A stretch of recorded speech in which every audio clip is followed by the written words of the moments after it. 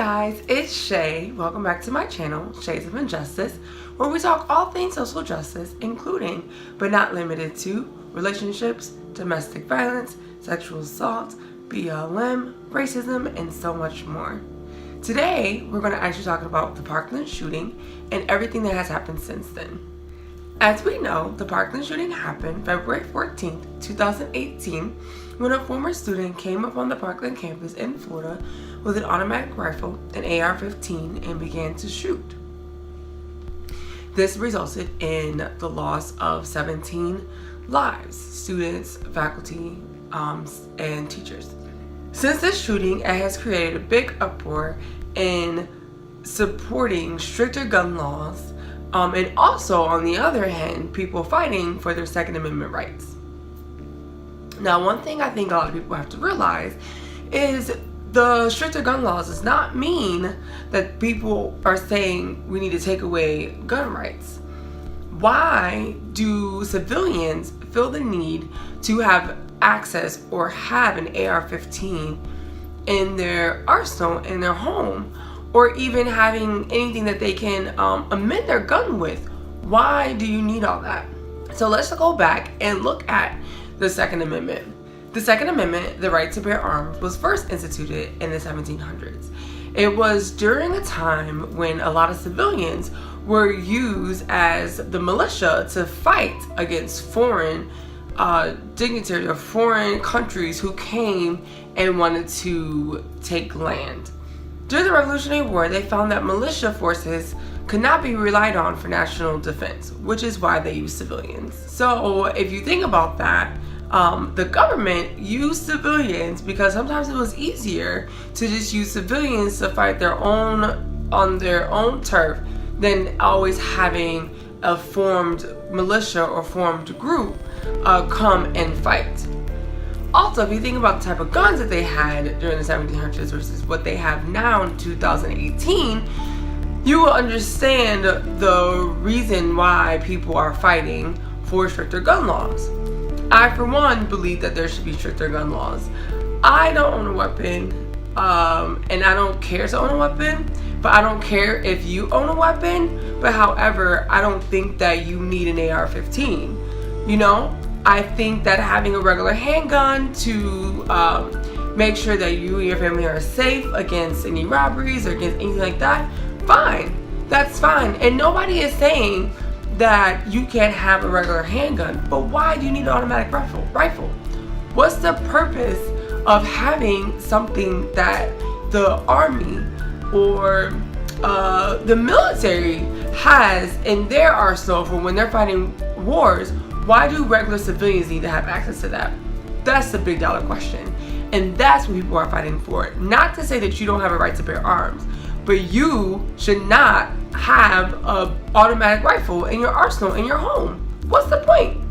After the Sandy Hook massacre, President Barack Obama required the Social Security Administration to inform the National Gun Registry of anybody who has a mental illness. And this was supposed to be done quarterly to prevent people with mental illnesses from obtaining guns. Who also on the list are previous offenders and DV or domestic violence offenders. So there's already a list of people who cannot obtain a gun, who shouldn't be able to obtain a gun by regular means. Now, if you go back door, I mean, we can't always prevent that, but for going into a gun shop and buying a gun, this is what the law is for.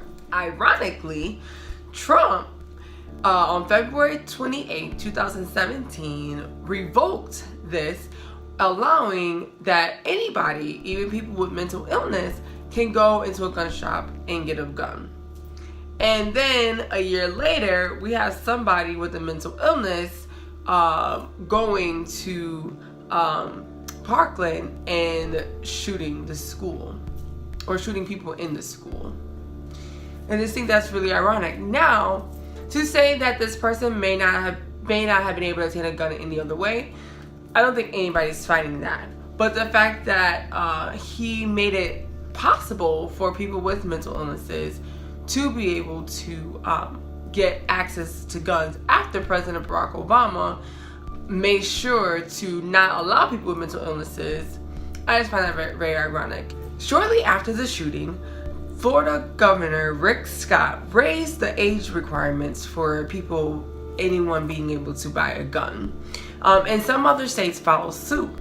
But I find it very ironic that the NRA filed a suit against Florida saying that 18-year-olds are legally able to obtain a gun. And I think that it's unconstitutional that you raise the gun age. But the NRA is supposed to be, oh, we don't support this, we don't support that, we are behind the victims of mass shootings. But then when the governor tries to do something to make sure that this doesn't happen again, the NRA is like, no, you can't do that. It's unconstitutional. Like, really? What 18-year-old needs to go out and buy an AR-15? Can somebody tell me? Can somebody really tell me which 18-year-old needs to go buy an AR-15? And why? What's the point? If the legal drinking age is 21, why can't the legal age to buy a gun be 21? Why does it need to be 18? Because an 18-year-old can enlist in the army? But then when an 18-year-old enlists in the army, they are getting these weapons that are only to be used in war, and they're not getting these weapons to be taken home, as far as I know. So why does a civilian need to have access to these automatic rifles? I still need somebody to tell me this, because every time that something like this happens and people go against the NRA, they find ways to combat what they say. Since the shooting, we have seen a lot of support for the victims and the survivors of the Parkland shooting. And I am all for the support, because anything that's traumatic like that, you need support. However, why is it that because these kids are white, they're getting a lot of media, a lot of nationalized TV time, but if the victim were black, it wouldn't have this? Why is it that BLM, who has been fighting for stricter gun laws for years, has not gotten as much support, even from big celebrities like Oprah? Why are they not getting the support, but these Parkland survivors and victims are getting support? But this is what the NRA had to say.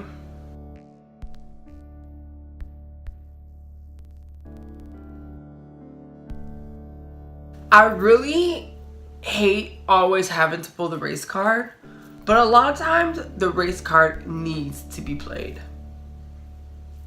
So because these victims of Parkland shooting are white, they get more media attention. Everybody's like so crying about it and so feels so heartfelt about it. But if it was a school of blacks, it's not as heartfelt. So are you telling me that black lives don't matter? Are you telling me that these black kids deserve to die because they're black? Like, I really don't get it. Like, what are you really trying to say? One thing I really have to commend the Parkland survivors for doing is using their white supremacy to give light to the minority population. One of the survivors had actually said that the school, Parkland, is 25% black, but you would not know that based off the media coverage. So I do not remember seeing any kid interviewed that was a survivor of the Parkland shooting that was of color. Nobody. It's all white people. I am so happy and I'm so glad to see that the Parkland survivors are really making sure that they use their voice to voice their concern for people of color. Before the March of Our Lives rally that happened yesterday, actually Saturday the 24th, the Parkland survivors actually went to Chicago and talked to some students in Chicago about gun violence and things that they're concerned about, so they can make sure that the march was very inclusive. And upon talking to these survivors of gun violence in Chicago, they realized that young black people deal with this a lot more often than white people. They made sure that the march was very inclusive. And this is from what I've heard and from what I've read. Like I said, I wasn't able to go.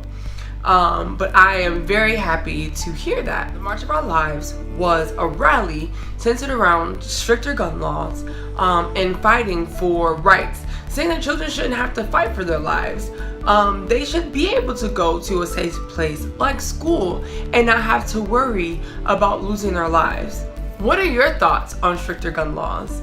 Do you believe that stricter gun laws mean that you're taking away the rights to bear arms, taking away people's Second Amendment right? And then if you do, why? Keep the conversation going down below. Thank you for joining me today for another video as we're taking the shade off of injustices. Bye.